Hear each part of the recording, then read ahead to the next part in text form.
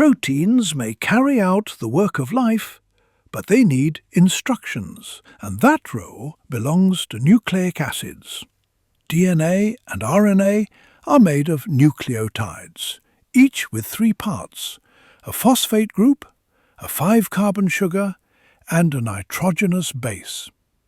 DNA and RNA differ in 2 important ways. DNA uses deoxyribose as its sugar, while RNA uses ribose. And DNA contains thymine, whereas RNA swaps in uracil.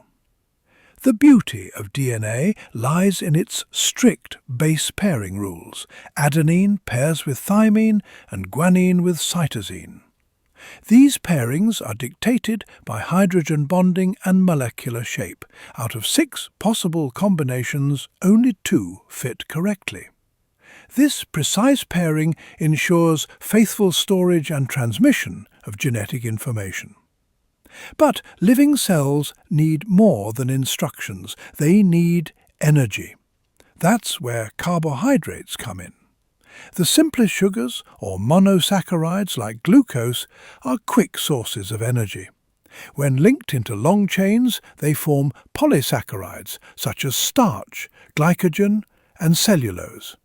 These larger molecules store energy for later use or provide structural support, as cellulose does in plant cell walls. Lipids, especially fats, provide yet another layer of biological importance. Their structure determines whether they're solid or liquid at room temperature. Saturated fats contain no double bonds in their carbon chains, allowing them to pack tightly and form solids like butter. Unsaturated fats have 1 or more double bonds which introduce kinks and prevent tight packing, leaving them liquid, as in olive oil. These structural nuances matter not just for cooking, but for health and cell function.